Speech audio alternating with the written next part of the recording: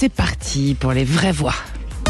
Les vraies voix Sud Radio, 17h-20h, Frédéric Brindel, Judith Belair. Eh bien, bienvenue à tous, bienvenue à toutes, bonsoir. Bonsoir. Alors au sommaire pour vous, on a un grand débat à 17h30. La crise des vocations à l'école pour la rentrée 2024 est alarmante, comme le souligne le président de la Fédération des conseils de parents d'élèves. Ce qui nous amène à la question qu'on vous pose sur X, donc Twitter. Est-il encore possible d'enseigner sereinement dans les écoles? Vous votez, n'hésitez surtout pas. Il y a 18h30, le coup de projecteur. Alors, le coup de projecteur à 18h30. Les élections européennes arrivent ce dimanche 9 juin. On vous le demande aussi sur X. Est-ce que vous vous sentez concerné par les élections européennes? N'hésitez surtout pas à aller voter sur le compte X de Sud Radio et à nous appeler au 0826 300 300. Les éditorialistes ce soir, les trois vraies voix, nous les saluons. Bonsoir Philippe Bilger, président de l'Institut de la Parole et auteur des libres propos d'un inclassable à la Nouvelle Librairie. Chers animateurs. Oui, au pluriel. Voilà.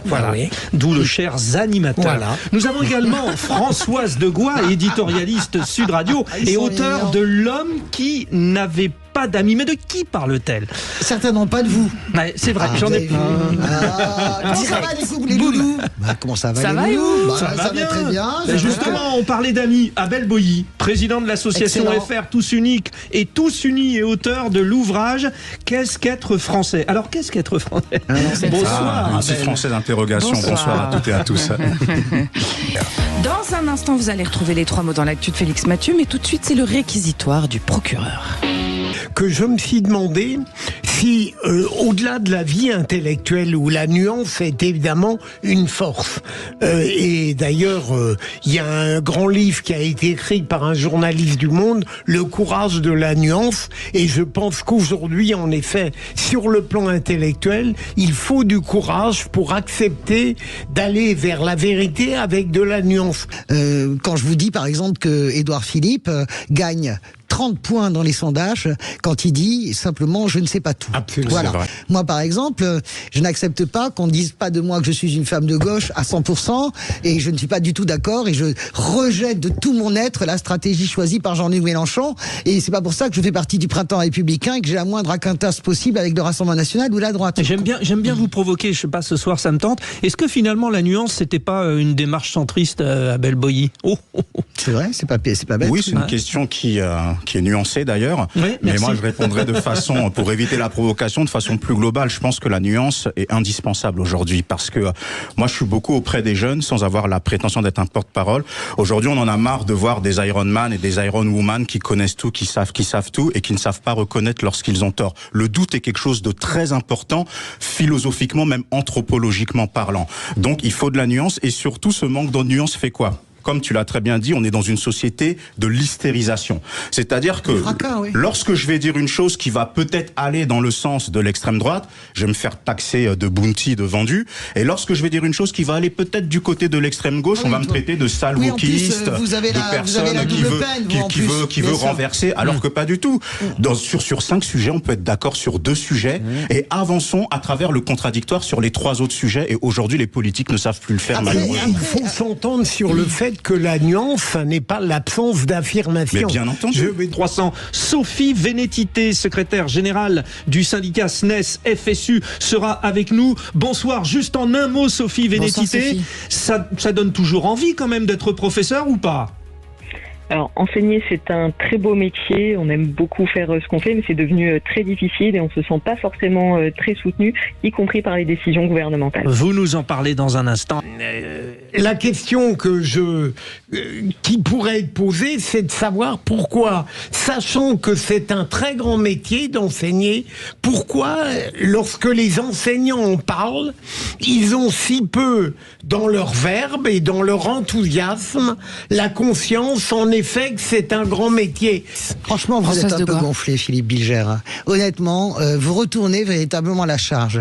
Vous faites partie des gens, et je vous adore, mais vous faites partie de ces gens qui passent depuis des années leur temps à taper sur les enseignants. Je me souviens, pendant le Covid, on s'est engueulé comme du poisson pourri, vous et moi, pendant le Covid, parce que vous expliquiez qu'en gros, les enseignants étaient un peu des feignasses. Ça arrive trop et souvent, qu'il y avait beaucoup d'enseignants qui en profitaient pour tirer au flanc pendant le Covid plutôt que de...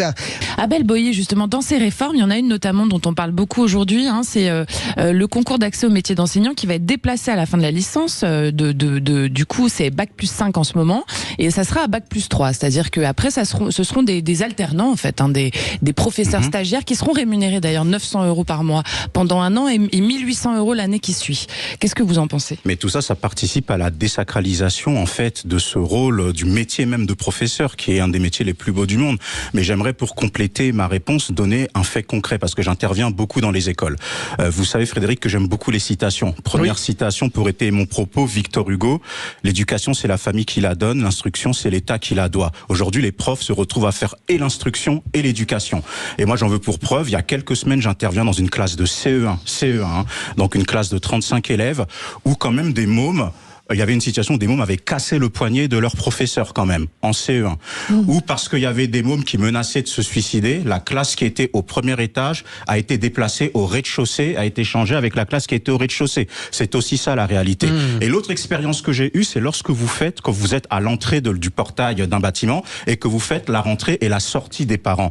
Le nombre de comportements que vous voyez, pourtant c'est juste un lieu de passage, mais ce que vous voyez, c'est extraordinaire. Vous pouvez déjà voir des failles éducatives à la manière dont un père ou une mère récupère son enfant, à la manière dont il lui dit au revoir, dont il lui dit bonjour. Il y a beaucoup de choses. Et effectivement, aujourd'hui, il y a un rapport qui est plus ou moins conflictuel, selon les territoires, bien entendu, avec les différentes académies. Et c'est un métier qui n'est pas assez soutenu, malheureusement. Aujourd'hui, pour gérer les élèves, pour avancer avec les élèves et les familles, on aurait besoin de travailler en équipe. Sauf quand vous n'avez pas d'infirmière, vous n'avez pas de psychologue de l'éducation nationale, que moi j'enseigne en lycée, que vous avez la moitié de votre équipe dans votre classe qui est pas remplacée, et effectivement, c'est plus compliqué que si on était capable d'être ensemble face aux familles et aux élèves. Abel Boïs, ce qu'on entend, c'est que finalement, c'est même presque un problème de solidarité. Bien entendu, mais l'éducation nationale fait partie de ces mammouths malades de la société. Et en réalité, le corps professoral reste le dernier rempart humain pour la réussite à la transmission des savoirs. Ce qu'il est très important aussi de voir, c'est qu'en plus du manque de soutien, le manque d'attractivité, c'est-à-dire que la manière dont fonctionne cette grosse usine, parce que l'éducation nationale fonctionne comme une usine, il y a besoin d'un changement de logiciel vraiment profond, on n'a pas pris en compte pendant des décennies que tous les enfants n'avaient pas la même intelligence. Et j'ai l'habitude de dire qu'il y a des enfants qui ont une intelligence théorique, c'est-à-dire qu'ils peuvent rester 8-10 heures assis sur une table et apprendre. Et vous avez des enfants qui ont une intelligence pratique, qui ont besoin d'activités. Je suis pas sûr que ce soit la solution. Moi, je préconise plutôt une indépendance des établissements scolaires dès l'école primaire, ou même si vous avez un canevas programmatique de l'éducation nationale, qu'on puisse laisser un petit peu la folie dans le bon sens, l'originalité du chef d'établissement, des professeurs, pour pouvoir transmettre ces savoirs, justement. Et aujourd'hui, on le voit quand vous avez un ou une chef d'établissement, quand vous avez un professeur qui essaie des fois de faire venir des associations, qui essaie de faire venir des acteurs sociaux pour enrichir le cursus scolaire de l'établissement, des fois il y a des barrières parce qu'il faut l'agrément éducation nationale, sinon on estime que vous n'êtes pas assez bon. Des fois vous essayez de mettre des activités, c'est votre hiérarchie qui vous met un stop, donc ce n'est pas évident. Je pense que vraiment faut laisser l'originalité humaine vraiment se manifester, et cette originalité ne pourra être manifestée que par le corps professoral à qui il faut faire plus confiance. Merci à tous les trois, et merci à vous, Sophie Vénétité. Vraie Voix Sud Radio, 17h-20h, Frédéric Brindel, Judith Belair. Merci d'avoir choisi Sud Radio. Vous êtes avec vos vraies voix du jour, que je vous rappelle, Philippe Bilger, Françoise Degois et Abel Boïs. Ils sont bien tous les trois. Ouais, on les aime bien. On s'éclate bien. Très équilibré. C'est très sympa. Et c'est le tour de table de l'actu des vraies voix là tout de suite. Pour moi, mais... Viens à table avec nous. Ça fait pas vrai con comme t'es, demande ton avis. Et on est quand même, nous sommes véritablement sous la menace, véritablement, de ces empires, du retour des empires, mais je le dis vraiment, du retour des empires. Nous ne pouvons pas être, comment dirais-je, nous ne pouvons pas faire l'essuie-glace avec ces gens-là, ça n'est pas possible. Nous devons avoir des relations diplomatiques, évidemment, avec la Chine, qui pour le moment nous a pas agressé du tout, mais nous ne pouvons pas donner ce sentiment de papillonner. Voilà, moi je trouve que c'est une faute vraiment... Et puis surtout, surtout, quand on fait de la politique, on sait qu'Emmanuel Macron, ça serait un excellent joueur de poker, en fait. Il aime parier. Et l'impression que ça donne, c'est de se dire, on continue d'échanger de façon sournoise avec la Russie, puisque la diplomatie française est en contact avec la diplomatie russe, on le sait très bien. Comme ça, dans une hypothétique sortie positive du conflit ukrainien, la France passerait pour le pays occidental qui aurait été le moins été en conflit. Et je trouve que c'est un jeu qui est très dangereux, parce que d'un côté, il y a les déclarations, comme ça a été dit. Oui, mais bien sûr, c'est une partie qui est perdue d'avance, mais il est en train de s'aventurer vers un truc comme ça, parce qu'il ne peut pas y avoir autant d'ambivalence si ce n'est pas fait exprès. C'est-à-dire qu'on a un président de la République qui est quand même très intelligent, très cultivé, indépendamment du fait qu'on y adhère ou pas. Donc je pense que c'est un jeu extrêmement dangereux et la France peut être la grande perdante à la fin. Vous savez, moi je pense que c'est profondément narcissique de la part d'Emmanuel Macron. Je pense qu'Emmanuel Macron veut un jour être le Bill Clinton de Arafat et Rabin en train de se serrer la main, mais ça, il n'y arrivera jamais, c'est déjà terminé. En même temps, Judith Belair. Le tour de table de l'actu des vraies voix, ça continue. Nos vraies voix de ce soir, ce sont Philippe Bilger, Françoise Degois et Abel Boilly. Justement, Abel Boilly, votre tour de table. Alors, revenons sur ce devoir de visite du père, évocation habile ou maladroite de la part du président de la République ? C'est un sujet sur lequel je travaille beaucoup auprès des jeunes. On sait que la problématique de l'absence du père est un réel problème dans la société. On voit que le gouvernement semble s'être réveillé sur ce sujet depuis les émeutes suite à la mort de Naël en juillet dernier. Et déjà, il y a un débat qui a été très mal posé à la base entre les familles monoparentales et les autres familles.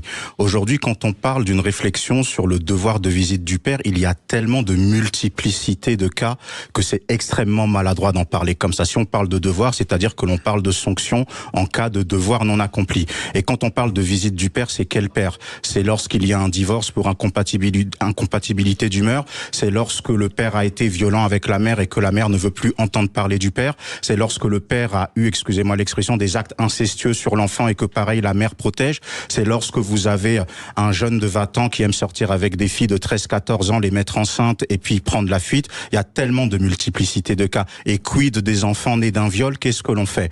Et mon propos n'est pas de dire que tous les hommes sont méchants et que toutes les femmes sont des anges, il y a des pères désenfantés aussi. Donc comment est-ce que l'État va pouvoir mettre en place ce devoir de visite du père ? Moi, j'aurais préféré qu'il parle de façon plus globale d'une réflexion justement sur l'état de la parentalité aujourd'hui et qu'à la limite ce sujet soit un souci. On peut pas le présenter comme ça. Et effectivement, Emmanuel Macron, il est spécialiste dans quoi ? Pourquoi je parlais de joueur de poker ? Il balance l'idée comme ça, il va voir comment ça va réagir dans l'opinion publique et après il va certainement monter une commission ou un énième Grenelle pour réfléchir à ce devoir de visite. Mais je trouve que c'est extrêmement maladroit parce qu'il y a tellement de casse autour de ce sujet qu'il faut l'aborder avec le plus de précaution à mon avis. On ne peut être que d'accord, les vraies voix, j'ai l'impression, non ? Il est tellement spécialiste de la chose. Moi, c'est un régal de l'écouter parce que je pense qu'il est fondé sur l'expérience. Pour tout dire, vous avez mis des bons mots. Je suis assez gêné, moi, par cette idée de droit, de devoir. Je suis assez gêné. Cette volonté de devoir montrer qu'on a de l'autorité, en fait. Mais vous l'avez parfaitement pour une fois, je l'ai défendu. Et j'y ai vu une manière d'agiter le marais, de bousculer peut-être des consciences un peu amorphes, et j'ai pas trouvé ça absurde. Vous imaginez une mère, justement, qui est en train de fuir l'emprise, justement, du père de son enfant, parce que peut-être à 8 mois de grossesse, elle s'est faite pousser dans les escaliers, elle s'est faite casser le bassin, elle s'est faite casser le nez, et qui ne veut plus entendre parler, justement, père de l'enfant, et qui est en train de réfléchir, justement, il va y avoir un devoir de visite, et qui se dit peut-être que cet homme, il va recommencer à avoir de l'emprise sur moi, parce qu'il y aurait ce devoir de visite. Soit que le président ne l'a pas dit. Mais évidemment qu'il ne l'a pas dit. Mais c'est pour ça que je dis que cette formulation-là n'est pas bonne. Il fallait parler justement de façon globale de l'état de la parentalité en France aujourd'hui. Le devoir des pères, d'assumer leur responsabilité. Et on ne parle pas des pères qui sont désenfantés, parce qu'il y a des pères qui souffrent aussi. Moi, je suis très choqué par cette idée de devoir, parce que ça donne en plus le sentiment, si vous voulez, que vous vous immiscez. C'est encore très cadré. Vous mettez de la nuance. Non, pas pas du tout. Il inscrit dans l'égalité homme-femme. Je continue, je réponds à ce que vous dites, parce que je pense que tout ça procède de la communication absurde, ne va pas plus loin, et en plus de ça, moi je suis extrêmement gêné. Emmanuel Macron, il aurait eu tout intérêt à commencer par dire moi-même qui ne suis pas père et qui ai toujours refusé de l'être, parce que c'est ce qu'il a assumé le fait qu'il ne voulait pas être père. Il l'a assumé. Mais ça ne veut pas dire qu'il n'est pas compétent pour en parler.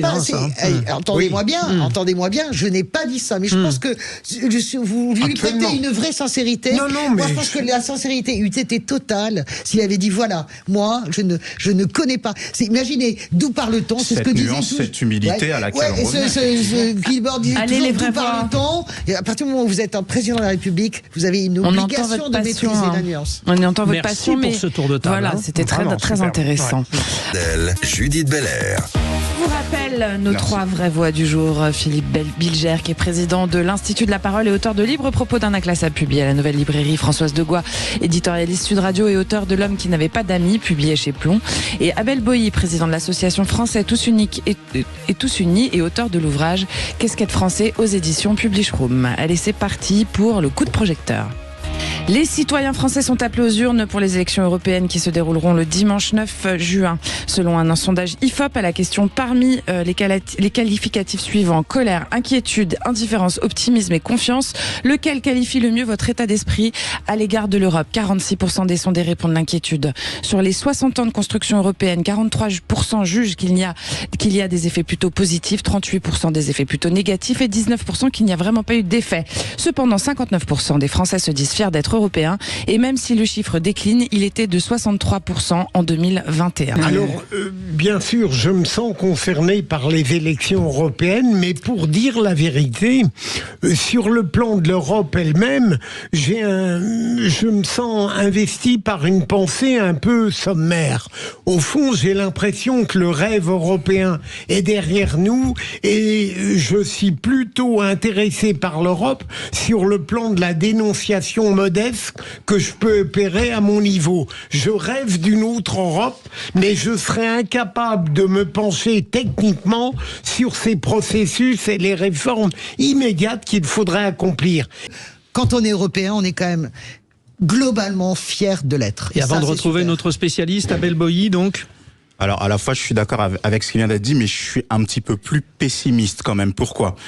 Autre citation, Simone de Beauvoir, qui disait « Il est important d'élever les gens au niveau de la culture et de ne pas laisser la culture baisser au niveau des gens ». Je pense que les politiques ont failli en ce qui concerne la transmission de la culture européenne. Sur le terrain, je vois beaucoup de gens qui peuvent se plaindre que pendant tout le mandat, ils n'ont jamais vu leurs députés européens et que les gens, entre guillemets, se repointent parce qu'il y a les élections. Et lorsqu'il y a des débats autour de l'Europe, regardez comment le débat, il est hystérique parce que souvent, il tourne autour des flux migratoires. Et là, il y a eu une évolution dans le débat parce qu'il y a eu la crise agricole, justement, où là, beaucoup de Français se sont rendus compte des contraintes européennes, en fait, qui brimaient notre corps agricole. Mais qui nous protègent aussi. Oui, mais bien sûr, ça nous protège, mais tous les Français ne s'en rendent pas compte. Il y a cette fierté, mais comme a dit monsieur, il y a ce côté où on est concerné, mais on a une appréciation très sommaire de la chose. Oui, effectivement. Et je pense que beaucoup de Français sont comme ça. Et dernier point, l'Europe participe à beaucoup de financements d'infrastructures aussi dans nos municipalités. Quand, par exemple, dans une commune, vous avez une bibliothèque qui est construite, mais l'Europe peut participer, mais qu'est-ce qui se passe souvent? Vous avez le maire, le département, la région qui veulent s'attribuer la paternité du projet. Et donc, l'investissement européen peut se retrouver totalement... Le débat de 2005 sur la Constitution européenne, c'est celui qui... Nous avons Yves Bertoncini. Monsieur, un mot, c'est que c'est vrai que pour la France, ce sont des élections intermédiaires, comme un peu partout. Mais nous, c'est vraiment intermédiaire, au sens où on n'a pas voté au niveau national depuis 2 ans et on ne votera plus dans 2 ans. Et donc, avant, dans 2 ans. Les Allemands, par exemple, votent un peu plus régulièrement. Ils ont voté dans les Länder, etc. Donc, c'est vrai que je dirais que la dimension intermédiaire et le message national va sans doute être accentué dans notre pays au regard de certains autres de l'Union européenne. Abel Boilly, allez, en 15 secondes. 15 secondes, je pense aussi qu'il y a un point qu'il ne faut pas oublier, c'est qu'on est toujours dans cette hystérisation politique. Dans une partie du débat européen va concerner ce que j'appelle les nationalistes contre les mondialistes. Alors oui, le propos est caricatural, mais c'est une caricature que j'assume, avec un certain nombre d'hommes et de femmes dans les populations qui ont peur d'être considérés comme des cachets effervescents qui auraient vocation à se dissoudre dans l'eau de la mondialisation. Et c'est pour ça qu'on voit ce sorte de rebond, de sursaut des peuples dans pas mal de nations. Donc ça va être intéressant à observer aussi. Dans un mois, jour pour jour, nous allons voter pour les européennes. Et toutes voter, bien sûr. C'était le coup de projecteur des vraies voix. Voilà, merci à tous les trois d'être venus.